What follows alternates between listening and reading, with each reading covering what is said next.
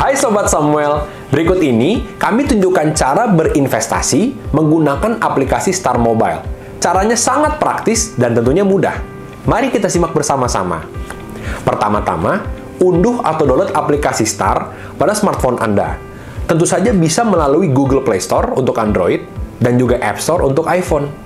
Setelah terdownload, buka aplikasi Star dan kemudian klik register online. Untuk saat ini, registrasi online hanya untuk WNI yang sudah memiliki iktp saja ya.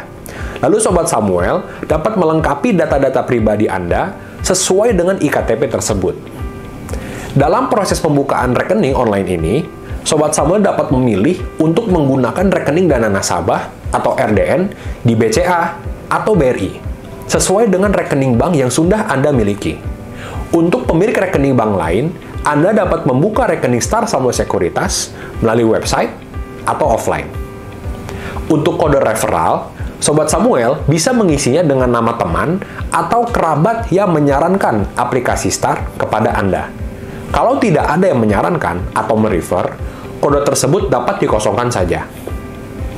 Setelah mengisi data nomor telepon dan juga email, kode OTP akan otomatis dikirimkan ke email Anda, sehingga Anda perlu memasukkan kode OTP yang tertera pada email tersebut di aplikasi Star. Setelah melakukan verifikasi OTP tersebut, Sobat Samuel dapat melanjutkan mengisi data diri sesuai dengan iktp. Oh iya, Sobat Samuel yang belum memiliki NPWP masih tetap dapat membuka rekening Star dengan cara mengisinya di kolom NPWP dengan angka 0, yaitu sebanyak 15 kali. Selesai melengkapi data pribadi, pilih upload dokumen di menu bar bawah, kemudian upload foto iktp, foto Anda bersama iktp, dan juga foto tanda tangan Anda di atas kertas putih polos ya. Lalu Anda akan merekam video ketika membaca narasi yang sudah dituliskan. Tinggal ikuti petunjuk yang diberikan saja. Setelah semua data diinput, tunggu proses verifikasi data dan pengaktifan akun serta RDN dengan waktu tunggu maksimal 1 kali 24 jam ya selama hari kerja. Jika waktu tunggu tersebut terlewat, Sobat Samuel dapat mengecek email secara berkala karena kemungkinan ada kekurangan data atau ada kesalahan upload dokumen. Tentunya, tim Star Samuel Sekuritas akan menghubungi Anda terkait kekurangan data atau ada kesalahan proses melalui email atau telepon. Jika data sudah diverifikasi dan lengkap, registrasi akan diproses yang ditandai dengan adanya email pre-activation, berisikan client code, dan juga password login. Dengan memasukkan keduanya di login akun, Anda sudah bisa melihat market info di aplikasi Star. Namun, untuk mulai melakukan trading, Sobat Samuel harus menunggu proses pembuatan RDN atau rekening dana nasabah. Setelah proses pembuatan RDN selesai, akan ada email masuk, dan Anda harus transfer ke nomor rekening yang sudah tertera di email ya Sobat semua, sebagai syarat pengaktifan rekening tersebut. Anda bisa transfer dengan jumlah berapapun, karena kami tidak membatasi jumlah minimal untuk pengaktifan rekeningnya. Setelah deposit berhasil, tunggu email selanjutnya ya, untuk mendapatkan PIN trading. Dan setelah mendapatkan PIN trading, maka Sobat Samuel bisa langsung mulai ikut trading di aplikasi Star. Bagaimana? Mudah dan cepat kan? Selamat mulai perjalanan investasi ya Sobat Samuel bersama Star. Jangan lupa ya untuk follow YouTube, Instagram, Clubhouse, dan Telegram kita untuk tidak ketinggalan berbagai update dari Samuel Sekuritas Indonesia. Salam cuan! Halo, selamat sore Sobat-Sobat Samuel. Selamat datang di webinar Market Direction bersama Samuel Sekuritas Indonesia. Nah, sebelumnya perkenalkan, saya Yanifa, saya Marketing Associate Private Group and Individual Sales Samuel Sekuritas Indonesia sebagai host pada sore hari ini. Nah, sore hari ini kita mendapat kesempatan untuk spesial review tentang GoTo IPO dan juga tanya jawab saham pilihan Sobat-Sobat Samuel dengan Bapak Faras Farhan, Bapak Andri Sukanto, dan akan ada yang baru nih di aplikasi Star. Akan dijelaskan oleh Bapak Nugroho. Selamat sore Pak Faras, Pak Nugroho, dan Bapak Andri. Sore Yani, terima kasih. Ya, sore Pak. Oke. Nah, Bapak Faras ini merupakan Equity Research Analyst di PT Samuel Sekuritas Indonesia. dan merupakan lead analis yang meliput sektor poultry, oil and gas, media and technology. Ditemani dengan Bapak Andri yang saat ini menjabat sebagai Head of Private Group and Individual Sales di Samuel Sekuritas Indonesia. Selain itu ada juga Pak Nugroho Nuswantoro yang merupakan Head of Online Trading kita. Nah, sebelum kita mulai webinar sore hari ini, saya akan membacakan rundown acara. Nah, pertama akan dimulai dengan special review oleh Pak Faras. Kemudian setelah special review, Pak Nugroho akan memperkenalkan fitur terbaru dari STAR, yaitu EIPO. Dilanjutkan technical chart oleh Bapak Andri Skanto. Nah, sesi selanjutnya adalah sesi tanya jawab. Jadi apabila Sobat Samuel memiliki pertanyaan, jangan ragu-ragu untuk menuliskannya di kolom Q&A aja. Oke, kita mulai acaranya ya. Untuk Bapak Faras, boleh dimulai? Oke, terima kasih Yani. Selamat siang ya kepada Sobat Samuel semua. Sebelumnya mungkin saya mengucapkan salam hormat dulu ya kepada Pak Andri dan juga Pak Nugroho ya, yang selaku jadi panelis juga yang akan memberikan materi juga pada sore hari ini. Oke, jadi pada sore hari ini sebenarnya kita saya di sini lebih akan membedah saja. Jadi waktu itu Samuel Sekuritas sudah mengeluarkan report non-rated ya untuk Gotoh dengan IP-nya seperti apa. Mungkin di sini saya akan lebih ke membedah sih gitu, bagaimana apa sih thought proses yang kami pikirkan dan bagaimana review kami mengenai Gotoh ini sendiri gitu. Mungkin saya izin share screen dulu ya, Yani. Oke. Jadi ini sesuai ya dengan judulnya Largest Tech Companies Going Public ya. Ini kita rilis waktu Maret 2022 Maret ya. Jadi sebenarnya ada 3 poin yang akan kita bahas pada sore hari ini ya. Yang pertama ini potensi pendapat dana yang diraup dari Gotoh sendiri, dan juga bagaimana sih kira-kira pertumbuhan dari perusahaan ke depannya, dari terkait GTV dan juga dari terkait proyeksi bisnis seperti apa. Dan mungkin terakhir itu lebih ke valuasi, seperti itu.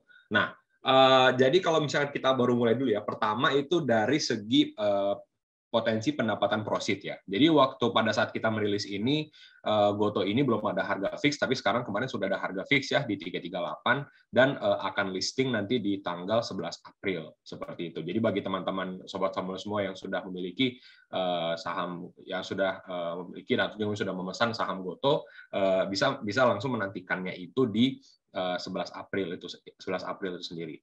Nah, untuk Gotoh sendiri ya sebenarnya kalau misalkan kita melihat ya, Gotoh itu tadinya dia kan mendapatkan potensi dana segar itu sekitar 17,9 triliun, tapi dengan harga akhirnya itu di sekitaran 338, dan juga kemarin juga ada berita ya kalau jumlah sahamnya juga dikurangi, jadi mungkin dana yang akan diraup secara fiksnya itu akan di bawah itu.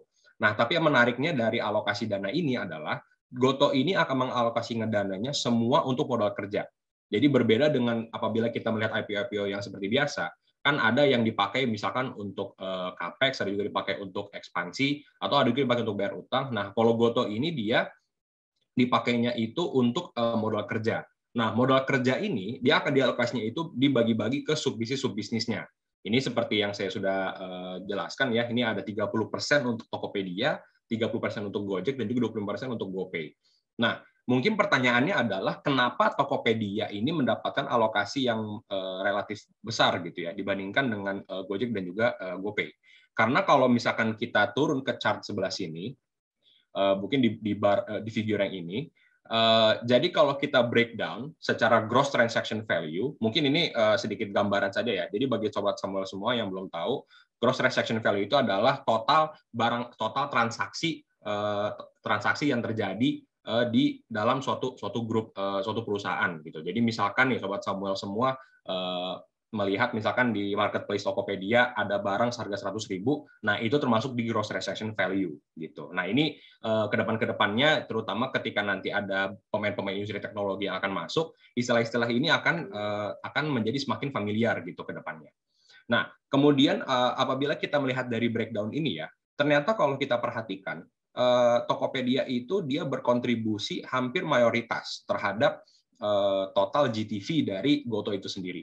Kenapa saya bilang hampir mayoritas? Karena ternyata selain itu Goto ini juga memiliki kontribusi yang besar juga dari fintech-nya, dari GoPay seperti itu. Nah, tapi memang saya juga sudah sempat berbicara juga dengan beberapa pelaku juga di industri e-commerce, terutama di Tokopedia juga ya. Memang Tokopedia ini kedepannya akan di-boost ya, terutama dengan IPO ini supaya mereka juga bisa lebih bersaing dengan pesaing terdekatnya di Indonesia, yaitu Shopee gitu.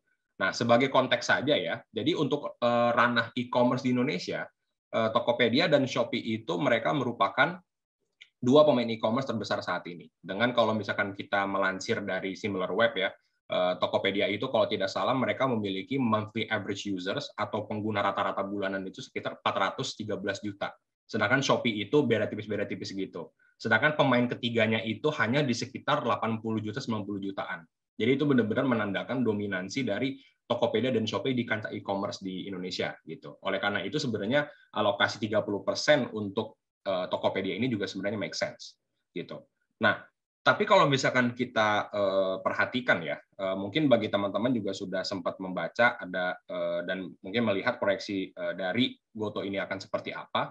Memang di prospektusnya itu dibilang kalau perusahaan itu dari awal belum mencetak laba bersih dan mungkin ada juga resiko untuk tidak mencetak laba bersih. Nah, hal ini ada benarnya, tapi yang perlu diperhatikan kembali dari perusahaan-perusahaan teknologi adalah perusahaan teknologi ini memang mereka berfokus kepada top line growth dulu. Jadi misalkan Goto ini dia lebih fokus untuk menumbuhkan GTV-nya dulu untuk kedepannya melalui Tokopedia dan juga dengan GoPay dan juga dengan Goto Financial seperti itu. Nah, jadi ini kedepannya akan menjadi fokus utama Goto supaya mereka bisa terus menumbuhkan value dari perusahaan dan juga menumbuhkan market share seperti itu. Sebenarnya langkah yang dilakukan Goto ini dengan adanya dia IPO di Indonesia, ini saya bisa bilang dia mirip-mirip dengan Amazon. Karena kalau kita mungkin ketahui ya, Amazon itu dulu waktu ketika mereka IPO, mereka memiliki satu tujuan, itu untuk membesar market share. Gitu. Nah, Goto ini dia berusaha untuk meng-capture dua market internet ekonomi terbesar Indonesia, yaitu ride hailing dan juga e-commerce. Gitu. E-commerce mungkin Tokopedia ini saat ini sedang bersaing. Nah, untuk dari Gojek juga mereka juga sedang bersaing dengan Grab. Oleh karena itu mereka ini sedang head to head nih gitu dengan Grab dan juga dengan Shopee ya, mungkin dari SEA Limited untuk bisa meraih market share tersebut. Nah, kemudian kalau misalkan ya kita melihat dari segi GTV gitu ya, dari segi pertumbuhan GTV-nya seperti apa, GTV-nya Goto ini memang dia relatif meningkat terus ya, apalagi 2019, walaupun memang sempat menurun di 2020. Tapi perlu kita ingat ya, 2020 itu kan terdapat pandemi, sehingga aktivitas dari Gojek juga sempat terhenti gitu. Jadi transaksi-transaksi dari Gojek ini dia relatif menurun gitu. Jadi apabila kita breakdown secara komponen, memang dari on demand itu dia relatif menurun gitu. Nah, tapi kalau misalkan memang strategi yang dipakai oleh Goto ini bisa untuk menumbuhkan GTV ke depannya, angka ini akan meningkat lagi ke depan. Angka ini akan terus meningkat gitu. Nah, tapi sebagai investor Goto, tentunya yang kita perhatikan itu bukan hanya GTV atau mungkin GMV atau mungkin hal-hal seperti itu. Yang kita pertanyakan adalah seberapa kemampuan mereka untuk dapat mengkonvert GTV tersebut menjadi pendapatan. Ibarat kata mereka bisa mengambil komisi dari segala transaksinya itu yang nilainya kalau 2020 itu sekitar 330 triliun itu berapa persen sih yang bisa mereka ambil menjadi revenue.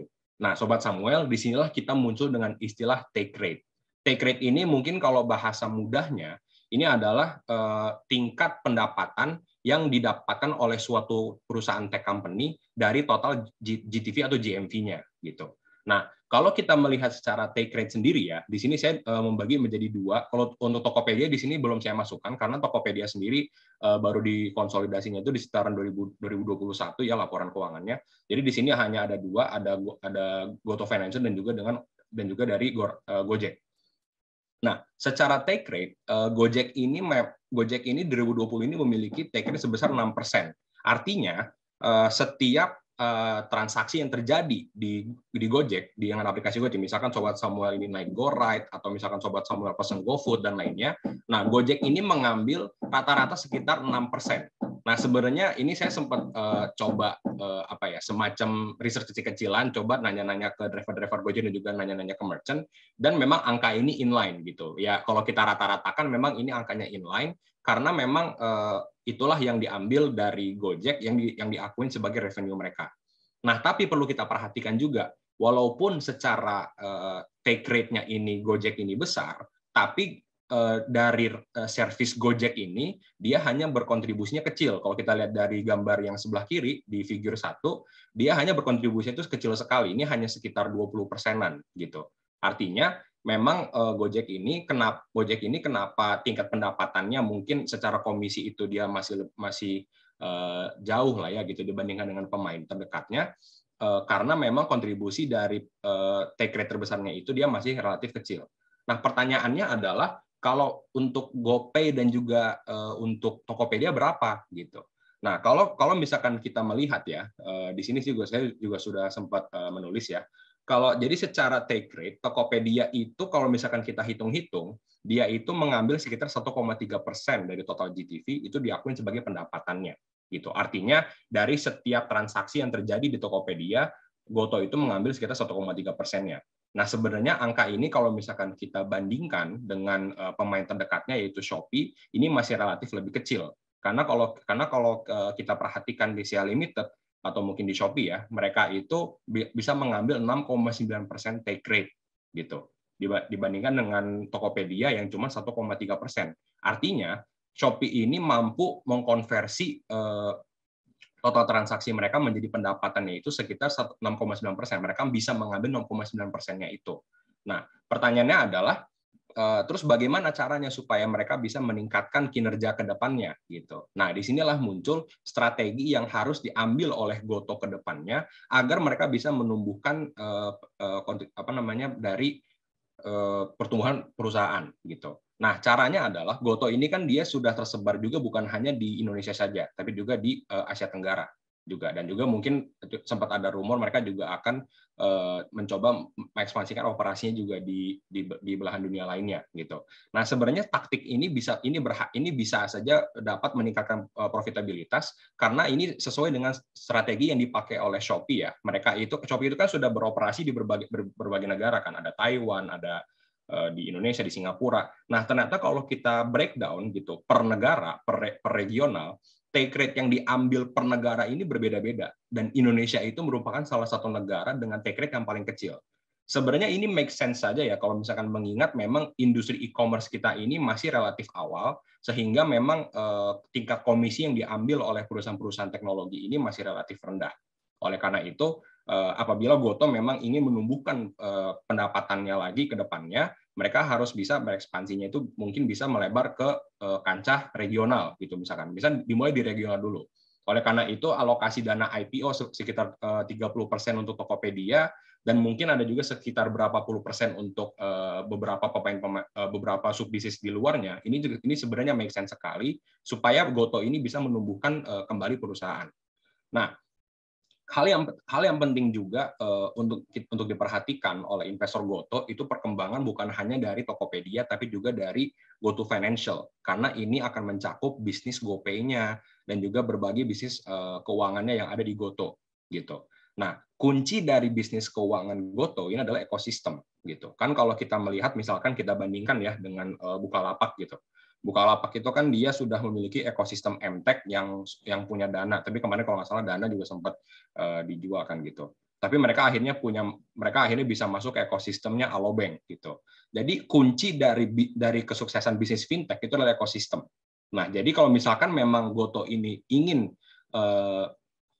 bisnis keuangannya itu atau bisnis fintech-nya itu bisa lebih mendapatkan pendapatan yang lebih tinggi lagi, mereka harus bisa memperkuat ekosistemnya gitu supaya memang user-user ini juga dapat benefit juga lebih jauh, mereka juga bisa mendapat user yang juga lebih banyak, serta mereka bisa mendapat profitability yang lebih menarik. Karena saat ini take rate-nya GoTo Financial ini yang paling kecil, ini 0,8% saja. Artinya misalkan dari teman-teman transaksi menggunakan GoPay atau dengan Pay Later dan lainnya, Goto ini hanya mengambil 0,8% saja sebagai tingkat komisinya, gitu. Nah, ini tentunya harus didorong kembali ya, gitu oleh Goto karena memang Gotoh Financial ini berkontribusinya itu lumayan besar gitu terhadap GTV gitu. Kontribusi GTV ini juga penting karena ini akan mempengaruhi pendapatan mereka ke depannya gitu. Nah, Gotoh juga kalau misalkan kita lihat ya, kalau misalkan kita lihat dari segi Gotoh Financial-nya juga, dia memang harus terus itu tadi menggunakan ekosistem. Nah, enaknya dari ekosistem Gotoh ini kan mereka juga sudah bekerja sama dengan Arto gitu, dengan Bank Jago. Nah, apabila memang ekosistem ini bisa terintegrasi dan memiliki sinergi yang positif, ya, ini bisa menjadi katalis positif juga buat Gotoh. Tapi tentunya kita sebagai investor Gotoh ya, kita juga perlu memperhatikan beberapa resiko-resikonya. Nah, resiko-resiko yang ada itu tadi, misalkan Gotoh ini eksekusinya tidak bisa sesukses yang kita perkirakan, atau bahkan misalkan mereka market share-nya itu kalah gitu, misalkan dengan Shopee atau mungkin juga dengan Grab. Nah, inilah yang harus kita kawal sebagai investor Gotoh ke depannya, dan kita juga harus mulai memperhatikan bagaimana sih kinerja-kinerja mereka ini ketika sudah berada di market gitu. Nah, hal yang perlu kita perhatikan juga ya dari Gotoh itu adalah dari segi net loss-nya gitu. Ini kalau kita perhatikan ya secara EBITDA loss dan juga secara net loss, Gotoh ini memang dia masih mencatat net loss-nya itu minus 14,2 triliun ya di tahun 2020. Nah, memang tentunya hal ini ya karena diatribusikan besar sekali ya beban yang dikeluarkan oleh Gotoh untuk promosi, untuk biaya penjualan dan lainnya gitu. Nah, ini adalah hal yang perlu dikontrol juga oleh perusahaan karena gini, Amazon sendiri dia sebagai perusahaan itu dia 20 tahun bisa mencatat dia 20 tahun itu bisa memang tidak profitable tapi dia masih bisa menjaga level cash-nya dan juga bisa menumbuhkan market share. Nah, hal inilah yang perlu juga diperhatikan oleh Gotoh ke depannya dan juga diperhatikan oleh kita nih sebagai investor Gotoh supaya apakah mereka ini bisa memiliki proyeksi kapan sih kira-kira mereka bisa mencetak laba bersih itu kira-kira seperti apa dan strateginya seperti apa. Nah, saya bisa membandingkan ini dengan misalkan dengan Bukalapak. Bukalapak itu dia memiliki target untuk mencetak EBITDA positif itu di 2024 dengan melalui strategi mitranya. Nah, apabila nanti misalkan Gotoh sudah publik dan mereka akan menjelaskan kembali bagaimana apa sih strategi mereka supaya mereka bisa mencetak profitabilitas, ini akan menjadi katalis positif tentunya bagi investor-investor Gotoh gitu. Karena setidaknya kita bisa tahu nih track mereka untuk bisa mencapai profitabilitas ini seperti apa, seperti itu. Nah, kemudian kalau misalkan kita ngomong secara bisnis ya, secara keseluruhan gitu. Pertanyaannya mungkin adalah apakah bisnis Gotoh ini sustainable gitu. Mungkin jawaban dari itu adalah yang pertama kita perhatikan itu dari ekosistemnya. Kembali lagi saya menggunakan kata ekosistem karena memang kunci dari industri teknologi itu adalah kelengkapan ekosistem itu sendiri. Misalkan kalau kita lihat di ekosistem Bukalapak, dia memiliki ekosistem lengkap di bawah MTech dan lainnya. Nah, Gotoh juga ini sama. Apabila memang ekosistem ini sudah lengkap gitu dimiliki oleh Gotoh, ini dapat menjadi hal yang membuat Gotoh ini sustain. Nah, kami melihatnya memang secara ekosistem, Gotoh ini memiliki ekosistem yang relatif lengkap gitu dan juga relatif memiliki sinergi positif antara satu dengan lainnya. Gitu, misalkan dengan adanya sinergi antara Tokopedia dengan GoPay, sinergi juga antara Gojek dengan Tokopedia untuk pengirimannya dan lainnya. Nah, ini tentunya dapat menjadi pendorong perusahaan untuk mempertahankan sustainability gitu. Karena ingat, bagi seorang investor teknologi, ketika kita masuk ke Gotoh, time frame kita harus mikirnya itu jangka panjang sekali. Oleh karena itu, kita perlu memperhatikan apakah perusahaan ini sustainable secara bisnis ke depannya atau tidak. Seperti itu. Nah, kemudian secara valuasi, ya kita sudah mulai masuk ke bagian valuasi ya.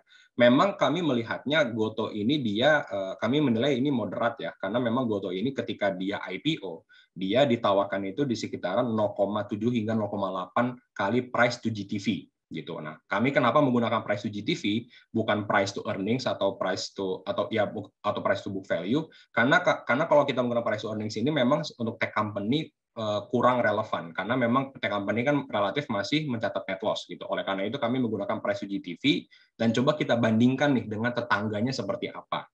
Nah, Kalau memang secara valuasi itu sendiri ya, Goto ini ditawarkan di harga 338 itu dia relatif lebih premium gitu. Tapi yang perlu kita perhatikan kembali adalah Goto ini ketika nanti dia IPO, dia akan menjadi perusahaan dengan market cap keempat terbesar di IHSG.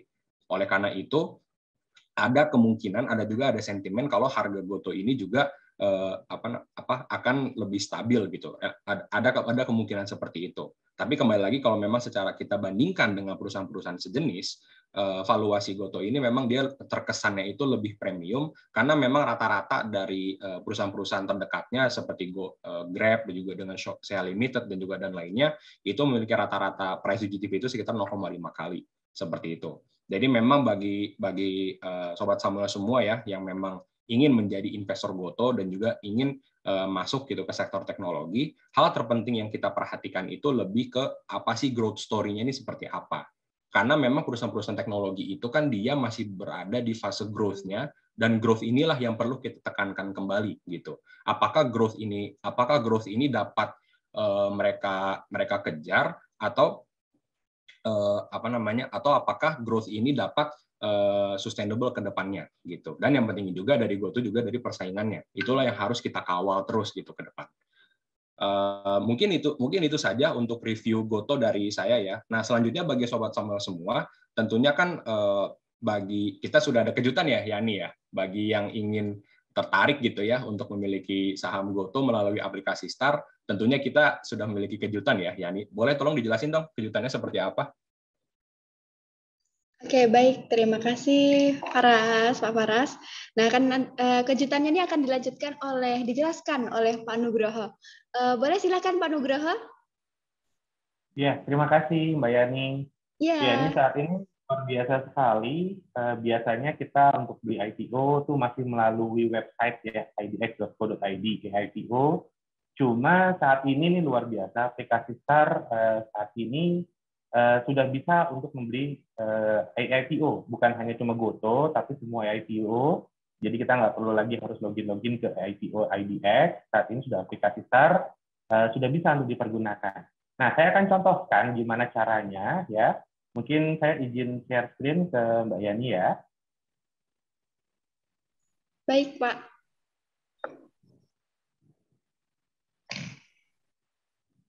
Baik, ini untuk aplikasi Star sendiri, jadi Bapak Ibu semua tinggal, atau sahabat Samuel, tinggal login saja ke aplikasi Star.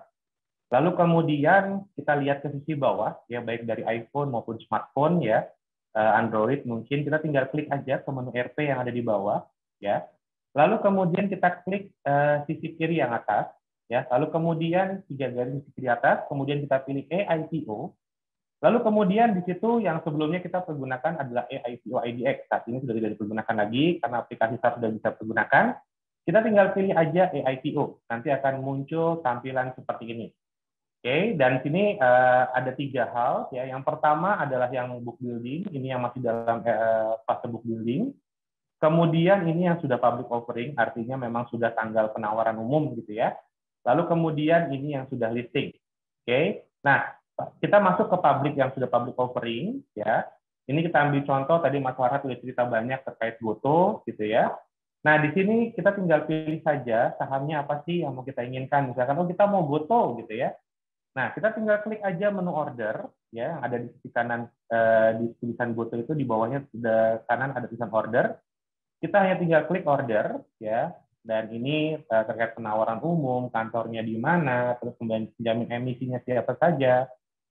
Lalu kemudian tanggal-tanggalnya ya juga akan muncul. Sesudah itu kita tinggal masuk input IPO di sisi kiri bawah. Ya, lalu kemudian nanti ada pernyataan minat ya. Kita klik untuk agree ya, dicentangkan. Lalu kemudian kita setuju dan lanjutkan. Seperti ini prosesnya. Oke. Nanti kita hanya tinggal masukkan saja. Misalkan kita mau 1000 lot atau kita mau 10 lot gitu ya. Nanti akan muncul seperti ini. Ya, kalau sudah kemudian nanti kita konfirmasi. Ya, kita klik konfirmasi contohnya ya. Nah, ini nanti sudah konfirmasi, dia akan langsung masuk ke ke order statusnya. Bagaimana cara ngecek untuk status kita sudah masuk ke IPO atau belum? Ya, kita tinggal klik lagi 3 garis di sisi kiri atas. Nah, di sini ada IPO status. Ya, nah dipastikan bahwa saya tadi sudah beli GoTo nih 10 lot. Oke, kita pastikan kita sudah masuk di sini. Ya, ini ada statusnya adalah new. Kalau nanti sudah terdistribusi dia akan drop. Kalau nanti misalkan listing, nanti dia tinggal muncul listing di kapan untuk tanggal listingnya, ntar dia akan muncul. Oke, lalu kemudian ini semuanya, period semua segala macam akan muncul. Seperti itu. Jadi pastikan kembali, ya, ini tidak perlu lagi harus login, ya, lupa password dari IPO yang IDX. Saat ini pergunakan Star saja, ya, untuk bisa melakukan pembelian untuk seluruh IPO yang ada di Bursa Efek Indonesia. Ya, jadi kita bisa maksimalkan berapa, saya mau beli IPO.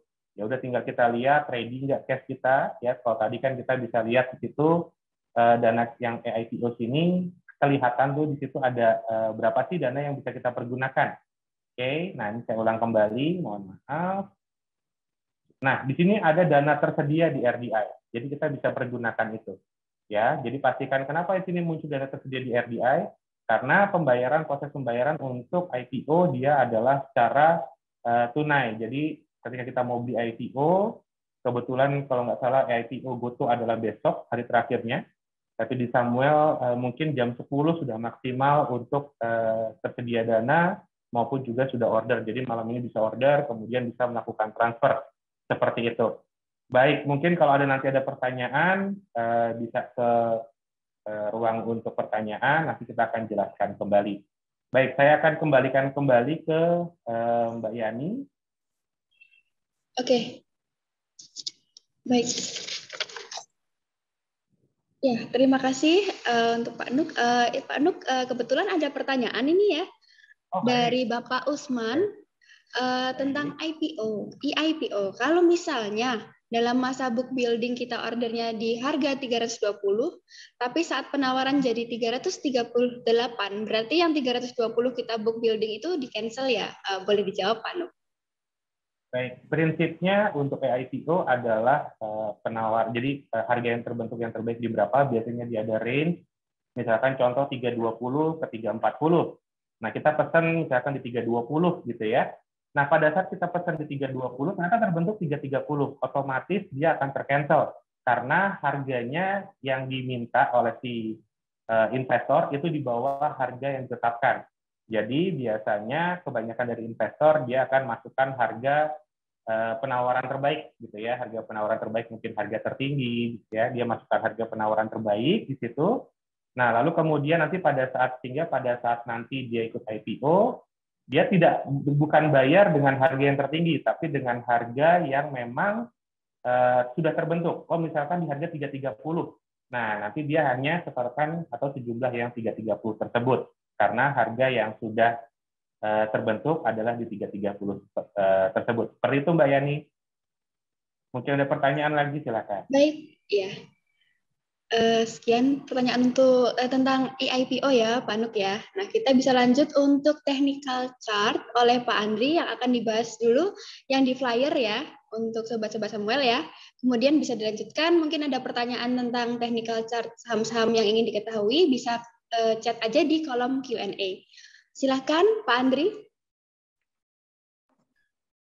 Oke, terima kasih Yani. Selamat sore, Sobat Samuel. Ya, hari ini saya borong nih 20 saham yang akan kita bahas kurang lebih. Kita akan go over really quick. Oke, saya langsung saja. Sebentar. Oke. Ya, ini saham-sahamnya sudah saya list. Kita masuk dari BBNI dulu. Oke. Nah, ini BBNI selama kurang lebih dari 2 mingguan ini bergeraknya sideway ya, antara 8.000 sampai 8.500. Jadi kalau kita lihat, kalau menembus angka 8.500 baru kita akan melihat angka 9.000-an, kurang lebih seperti itu.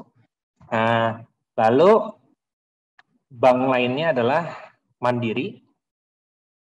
Nah, Mandiri baru saja menembus downtrend line-nya. Jadi kalau besok masih merah, kelihatannya dia akan melanjutkan ke angka ini 7.600-an sampai support selanjutnya di angka 7.500-an.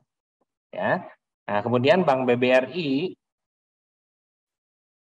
sama kelihatannya perbankan hari ini yang menyebabkan salah satu penyebabnya IHSG merah ya. Jadi tapi masih ditopang oleh naiknya harga saham-saham pertambangan. Nanti kita akan bahas. Sama nih, BRI juga baru menembus trend line-nya. Dia akan menuju level 4.500-an juga. Di sini 4.800-an, kurang lebih 4.500 angka psikologinya. Jadi perbankan kelihatannya hari ini profit taking ya. Kemudian kita masuk nih saham yang lagi hot. Jadi beberapa hari yang lalu sudah terlihat ada penembusan level 206-208-nya, sehingga Samuel Sekuritas waktu itu juga kita sharing ya chartnya. Target saya di 230, 240-an tercapai hari ini. Jadi tidak menutup kemungkinan dia akan terus melaju ke angka 250-an sampai 260-an. Kemudian ada juga saham Adaro. Nah, ini juga sama, call-nya juga lagi hot ya. Beberapa hari yang lalu saya melihat ada potensi dia naik, ternyata benar. Jadi kalau kita lihat hari ini mencapai sempat mencapai angka 3.000-an ya kemarin kalau nggak salah. Ini angkanya saya hapus dulu. Oke. Jadi hari ini dia sempat menuju angka 3.080, ditutup di angka 3.070.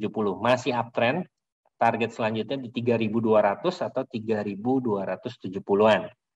Oke, kalau ini tembus, nah itu dilihat ya, saya gunakan Fibonacci projection. Resisten kuatnya di kisaran 3.990 sampai 4.000-an. Kemudian ADMR. ADMR juga sama, tapi hari ini dia ada sedikit melemah. Jadi kalau berhasil naik kembali, besok dia akan menuju level 2.730-an sampai angka 3.000-an. Ya, jadi ADMR juga masih uptrend. Kemudian Antam. Nah, Antam ini konsolidasi ya. Kalau dilihat ada form dalam technical disebutnya ascending triangle atau segitiga menanjak. Targetnya kalau dia berhasil menembus 2.740, dia menuju angka 3.000-an juga kurang lebih. Nah, ini mungkin angka konservatifnya saya ambil di sini saja. 2.990 ya 3.000-an sampai 3.170-an. Inco. Oke, Inco kenaikannya sudah sedikit melemah ya. Jadi kalau kita lihat di sini dia membentuk namanya rising wedge ya. Nah, kalau dia menembus angka supportnya, ini harus hati-hati nih untuk Inco ya. Jadi di kisaran 6.500-an. Kalau ini tembus ya, dia akan turun kembali. Oke, lalu TAPG. TAPG sudah beberapa waktu turun ya, ketika dia menembus uptrendnya di sini, ya, ada candle yang begitu besar. Nah, supportnya sebenarnya ada support nih yang garis titik-titik saya gambar di kisaran 650-an ya. Tapi kalau dilihat harusnya fundamental perusahaan ini cukup baik ya, grup dari Pak Teddy Rahmat. Sementara masih bergerak sideways antara 650 sampai 700. Kalau dia berhasil naik ke atas 700, baru dia akan menuju angka 750 sampai 800 atau level tertingginya kembali di 915. DSNG, oke, ini juga sama CPO. Kelihatannya CPO memang lagi profit taking ya. Tapi kalau dilihat di sini dari indikator MACD-nya sudah ada divergence. Jadi kalau dia berhasil bertahan di atas 600-an, 600 lebih pasnya 640 ya, sampai 625. Ada kemungkinan dia bisa untuk trading tapi sideway ya. Jadi antara range 640 ke 695 atau 700-an, kurang lebih mirip dengan TAPG. Sama LSIP juga ini industri sejenis, sektornya CPO. Ya, kalau kita perhatikan lagi sideway juga, Ini bisa diperhatikan range-nya di sini. Antara 1385 sampai 1485. Tinggal kita lihat saja nanti dia drop-nya, arahnya apakah dia masih mau naik atau turun ya. Nah, sejauh ini masih di area konsolidasi. Astra. Oke. Nah, Astra ini cukup kuat ya, walaupun volumenya tidak terlalu besar, tapi arahnya masih uptrend. Nah, targetnya setelah berhasil menembus angka 6.900-an, yang dimana adalah level last high-nya, dia berpotensi menuju angka, di sini saya kasih angka yang berdasarkan Fibonacci projection juga di 7.775-an, 7.700-an. Ya mungkin kalau angka yang lebih konservatif 7.500-an. Tapi intinya masih berpotensi untuk naik kembali. United Tractor. Oke. Nah, grup Astra ini cukup menarik ya, baru saja mendekati angka resistennya 2675. Ya, hari ini cukup mendekati sekali di 27450. Jadi kalau berhasil melanjutkan kembali besok, ya volumenya selama 4 hari cukup baik ya, walaupun tidak signifikan tapi ya lumayan. Kelihatannya dia akan menuju angka 28.000 sampai 29.000 bahkan 30.000-an. Oke, ASLC. Nah ini yang sayang ya. Cuman hari ini ada buying power nih, ya kan? Dia menembus kemarin supportnya di 238, ini mencoba untuk balik arah. Nah, kalau dia berhasil ditutup ke atas 246 bahkan 250-nya, tidak menutup kembali, kemungkinan dia menuju angka 270-an. Ya. Nah, ini sebenarnya saham yang cukup menarik karena perusahaan ini bergerak di lelang mobil bekas ya. Jadi termasuk salah satu yang terbesar dan cost-nya cukup rendah karena mereka memiliki pooling atau tempat penampungan mobil sendiri. Juga dari grup Triputra yang memang sudah berpengalaman di dunia otomotif ya. Sama ini holdingnya juga ASA, oke, tapi ASA ini hari ini koreksi. Kalau dilihat dari indikator MACD-nya juga menurun. Nah, ini arahnya ke kisaran 2.400-an. Jadi kemungkinan dia masih akan turun atau bergerak sideways di antara 24 sampai 27. Nah, okay.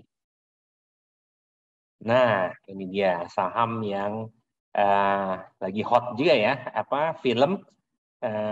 Industrinya adalah industri digital. Siapa yang tidak tahu ya, Layangan Putus, Ayat-Ayat Cinta, terus kemudian juga Habibie Ainun ya. Jadi ini perusahaan ini memiliki potensi seperti Netflix nantinya dengan market cap 160-an billion US dollar ya untuk Netflix. Film juga baru berhasil menjual saham treasury-nya kalau teman-teman perhatikan ya, dan itu akan memberikan kontribusi terhadap pendapatan film ya. Jadi perlu diperhatikan, target saya cukup optimis ini di angka 1.400 sampai 1.500-an dalam jangka waktu dekat. Nah, kemarin sempat mencapai 1.230-an, kemudian retrace sedikit di angka supportnya 1.080, 1.090-an. Jadi jangan ketinggalan nih, saham film ini good to invest, sektornya juga hot, digital ya. Jadi memiliki potensi pasar yang sangat besar di Indonesia maupun global. Kemudian, nah ini sahabatnya Buka ya, sahabatnya tadi Tokopedia ya. Nah, agak mirip marketplace, tapi bedanya Tokopedia sekarang merger dengan Gojek ya. Jadi kita perhatikan saja. Nah, saham Tokopedia ini kemarin berhasil naik beberapa hari ya setelah ada unlock dari MSOP-nya ke angka 380-390-an ya. Harga IPO-nya 850-an, sempat turun ke 250-an, jadi sangat menurut saya sih secara price yang menarik ya waktu di 200-300-an. Sekarang pun arahnya menuju arah 400-an, tapi 3 hari ini sedang konsolidasi atau sideways di supportnya 360-an. Jadi kalau mau masuk ini saya kasih retracement-nya, potensinya tingginya 360. Kalau dia bisa retrace lebih rendah lagi, mungkin di angka 330 sampai 320-an ya. Itu boleh melakukan pembelian di situ. Jadi nanti kalau ada potensi dia reverse, ini mungkin bisa menarik karena sudah di bawah harga IPO-nya ya, jauh sekali. Jadi memiliki ruang untuk naik menurut saya secara teknikal.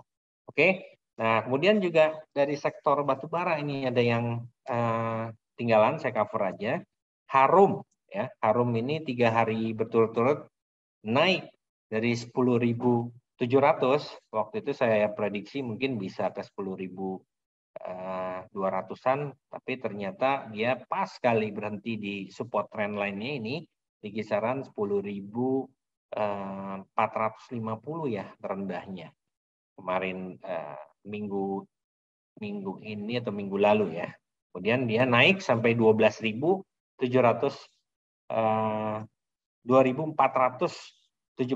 Jadi next targetnya ada di 2.700-an, bahkan sampai 13.000-an. Itu based on Fibonacci retracement. Kemudian ini juga menarik dari grupnya Triputra, saham DRMA ini juga layak untuk diperhatikan, mendekati level supportnya di 550-545-an. Nah, mungkin bisa melakukan pembelian di daerah supportnya ini. Jadi range-nya nanti antara 550, mungkin berpotensi untuk naik ke kisaran 600 sampai 650-an lagi. Satu lagi, oke, MDKA. Oke, MDKA juga salah satu yang naik terus kalau kita perhatikan ini sahamnya, ya kan? Nah, dia break channel uptrend-nya 4.000 di 4.400, kemudian naik sampai hari ini di 5.030-an. Kalau based on projection saya secara teknikal, ini ada di 5.200 sampai 5.400-an. Volume pun selama 4 hari berturut-turut masih mengindikasikan harga sahamnya ini naik. Sekian dari saya. Waktunya masih ada waktu, kita bisa untuk kalau ada pertanyaan dari teman-teman nih. Ya. Baik Pak, ya masih ada waktu, boleh langsung dibahas saja. Ada beberapa pertanyaan sudah ditanyakan di kolom Q&A.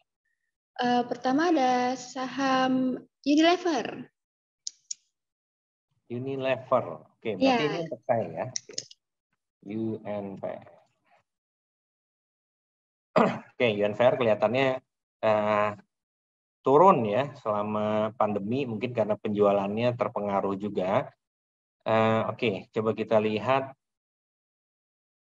big picture-nya dulu ya, gambaran besarnya. Wow, oke, ini salah satu saham yang boleh dikatakan saham legendary sebenarnya, yang selalu memberikan dividen, ya kan? Tapi tidak disangka ya, ternyata mereka turun juga. Nah, ini saya lihat weekly-nya dulu. Oke. Nah, dia sempat menyentuh pas sekali di channelnya.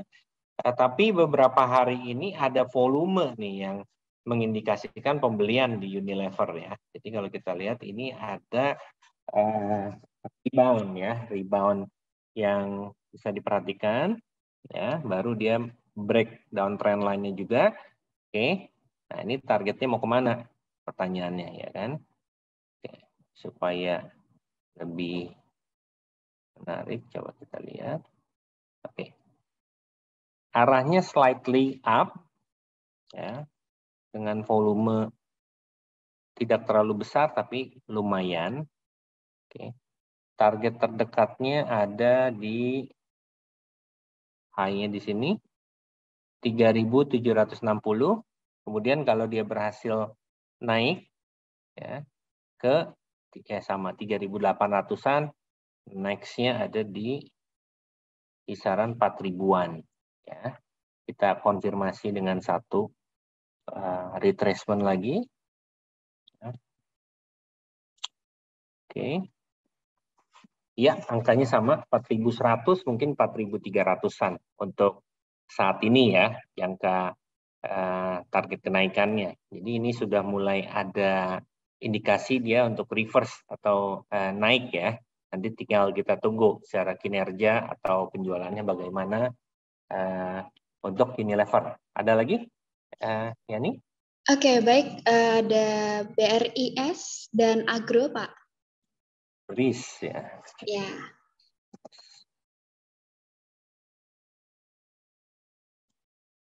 Oke, nah ini BRIS masih turun ya. Kelihatannya terkait dengan right issue-nya ya. Tapi anyway, saya bahas secara price action-nya. Arahnya menuju 1460-an kurang lebih. Nah, kalau dia tembus angka itu, kita bisa ukur. Ya, kurang lebih ini 400-an, bisa ke 1000-an nih targetnya. Begitu. Next. Jadi range-nya sekarang 1460 sampai 1790 atau 1800-an kurang lebih. Kalau dia sideway ya.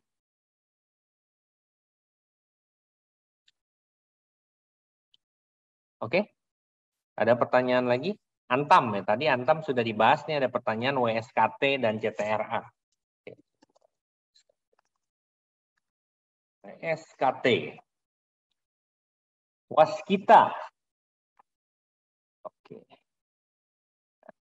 Ini waskita sedang bergerak konsolidasi ya, sideway. Angka yang perlu diperhatikan adalah 520-an ya. Jadi kalau dia tembus 520-an, dia akan confirm, 515 bahkan. Dia akan confirm turun lebih dalam lagi. Sementara masih bergerak di situ, ini ada triangle juga. Oke. Oke. Jadi antara 515 sampai 600-an. 610. Kalau dia berhasil lewat di atas 610, baru dia akan lanjut naik. Oke, saya jawab satu lagi WSKT, BRI, CTRA, Elsa, Doit. Wah, banyak juga ya pertanyaan. Oke, CTRA ya, kita lihat sektor properti. Wow, ada selling pressure yang lumayan besar hari ini ya. Jadi coba kita prediksi. Nah, ini kelihatannya turunnya masih akan lanjut ya, paling tidak ke 950-an sampai 900-an. Jadi CTRA still selling. Kemudian ada lagi, sebentar. Oke.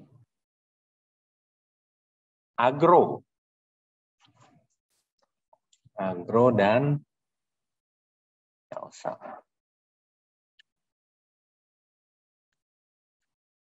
Oke, agro juga sama, mendekati supportnya ya, support downtrendnya ini masih turun.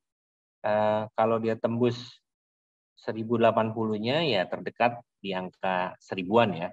Sekarang kita ukur potensi penurunannya angka berapa.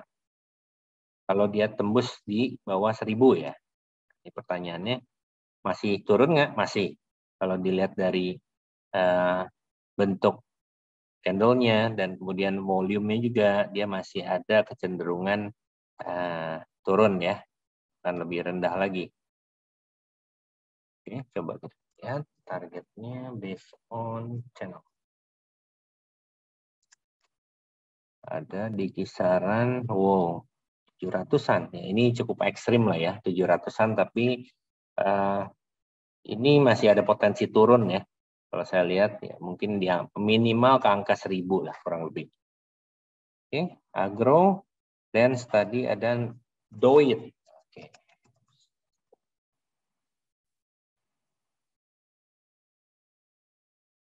Wow, lihat hari ini naik dengan volume yang sangat besar. Ya, kalau Pak William minggu lalu sering menyebutnya long body candle atau Marubozu ya, hari ini naiknya luar biasa besar loh. Jadi Doit ini masih berpotensi menuju angka 570 sampai angka 610-an, resisten kuatnya di 650-an.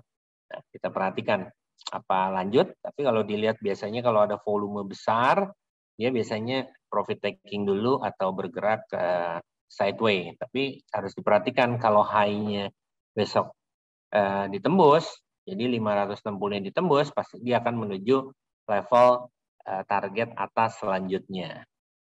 Oke, saya jawab mungkin ini untuk satu lagi di Arto ya. Ada pertanyaan Arto dan Elsa.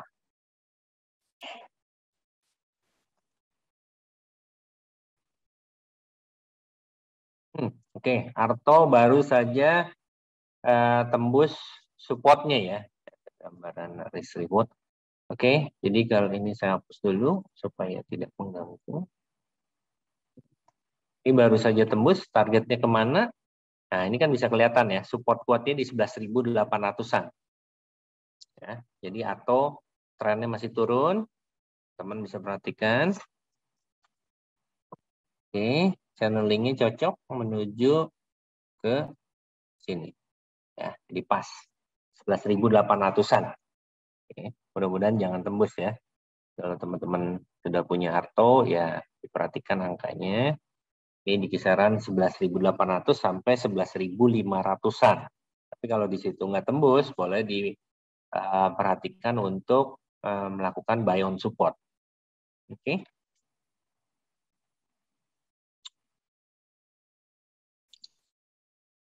Elsa, Bumi. Wah, ada juga nih yang tertarik dengan Bumi. Kabarnya hutangnya 2 tahun lagi mungkin bisa ada titik terang ya. Jadi ya bisa dilihat memang ada pergerakan di saham ini. Ya, ini kita bisa lihat volumenya tiba-tiba meledak ya, cukup besar di angka 50-an. Ya, ini sih cukup spekulatif ya, kalau mau beli di 50-an simpen tutup mata aja ya, disebutnya saham gocap ya atau saham penny stock. Tapi kuncinya dari perusahaan batubara adalah reserve-nya, dan memang Bumi sih punya reserve ya yang cukup baik. Cuman sekarang kendalanya ada di hutang ya. Jadi kalau ini selesai harusnya menjadi menarik. Oke, potensi kenaikannya ini di angka 70, kemudian di kisaran 75, next-nya ada di 80-an. Resistance gap-nya di sini ya, secara teknikal ya. 1, 2, 70, cocok mendekati ya. Nah, ini ada gap down antara 70-80-an. Kalau kita hitung dengan Fibonacci. Coba di sini. Ya, cocok 70 sampai 80-an. Ya, ada last high-nya. Coba kalau dia naik kembali nanti. Ya, mungkin saham sejuta umat ya, cukup menarik ini. Oke, 90-an deh. Ya.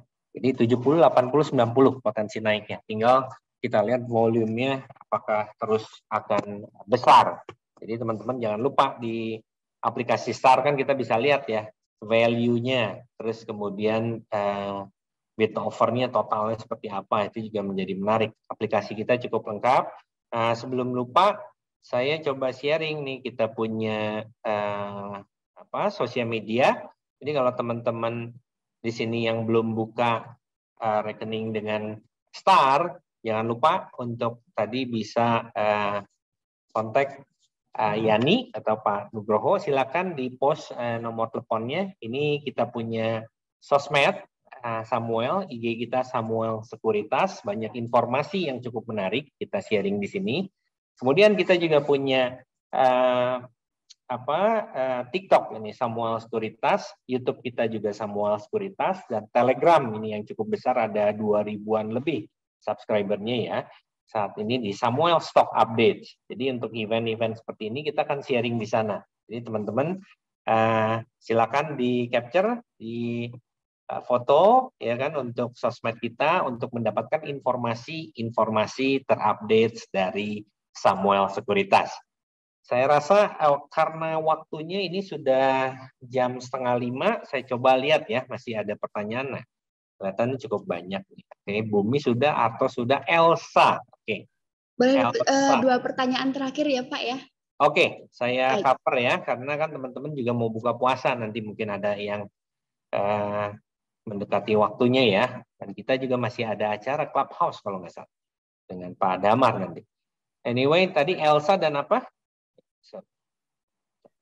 Boleh Elsa, Digi sudah ya? Digi belum ya Pak ya? Oke, Elsa dulu ya. Ya. Nah, Elsa nih sedang konsolidasi ya. Jadi sempat naik ke 360-an, ya kan? Dia menembus tingginya di sini, sebentar, di 340. Oke. Kemudian saat ini bergerak di antara 290 sampai resistennya sini kurang lebih 300. Jadi range-nya 310 deh, 310 atau ambil ekstrimnya 310, 320 resistennya. Ya, jadi minornya di 310, 290 ya, bisa dikatakan. Tapi ini ada uptrend. Coba kita ambil sini. Oke. Ya, di situ channelnya ya. Jadi stop loss-nya 290. Kalau dia tembus 290 dia turun, tapi range-nya sekarang antara 290 sampai 308. Satu lagi Digi ya.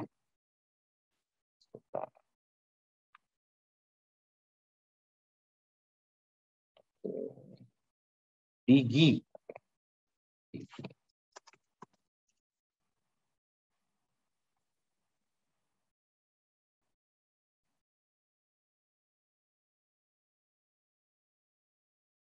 Oke. Digi masih konsolidasi, tapi hari ini ada volume yang lumayan. Saya lihat intraday-nya ya. Oke. Bisa terlihat dari angka 63 naik sampai ke 80-an. Ya, kalau besok dia bisa lanjut tembus 80, ya kemungkinan next targetnya ada di 84. Oke. 80 karena ini intraday. Jadi coba saya kompres lagi.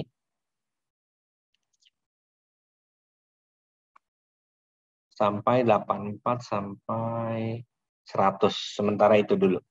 Oke, saya rasa cukup. Ya, ini saya kembalikan ke host atau moderator. Terima kasih. Baik, terima kasih Pak Samuel untuk tetap in tune acaranya setiap Rabu ya. Kita juga banyak acara-acara lain. Hari Jumat bedah emiten dengan earning call ya dengan Triputra Agro. Itu juga grup yang cukup menarik. Teman-teman bisa subscribe nanti. Oke, terima kasih. Saya kembalikan kepada Yanifa. Baik, terima kasih Pak Andri. Mohon maaf bila tidak semua pertanyaan bisa dijawab karena keterbatasan waktu. Nah, sayang sekali kita sudah harus berpisah di sini, Sobat-Sobat Samuel. Terima kasih sebelumnya untuk Bapak Faras, untuk Bapak Nugroho dan Pak Andri atas waktu dan sharing yang bermanfaat pada sore hari ini ya. Oh iya, Dan jangan terima lupa kasih untuk nomor teleponnya ya di sharing nanti kalau ada yang mau daftar atau mau mencoba aplikasi Star kita yang sangat lengkap ya, teman-teman jangan lupa nanti Yani mungkin bisa di sharing nomornya ya. Jadi kita bisa sama-sama cuan. Baik, mungkin akan saya sharing di kolom komentar saja, di chat saja ya, Pak ya. Ya. Baik, terima kasih juga untuk Bapak, Ibu, dan sahabat-sahabat Samuel yang sudah meluangkan waktu pada sore hari ini untuk mengikuti acara webinar. Puasa pening berusaha menahan lapar. Yuk buka rekening di Star. Caranya gampang, tinggal download aja aplikasi Star Samuel Sekuritas Indonesia di m.samuel.co.id. Dan juga seperti yang sudah dijelaskan oleh Pak Andri, jangan ketinggalan untuk update stok and market dengan follow Telegram Samuel Stock Update dan follow juga Instagram serta TikTok Samuel Sekuritas Indonesia. Dan jangan lupa juga subscribe YouTube channel kita ada di Samuel Sekuritas Indonesia. Terima kasih semuanya. Selamat menjelang berbuka puasa bagi yang berpuasa. Mari kita berjumpa di lain kesempatan.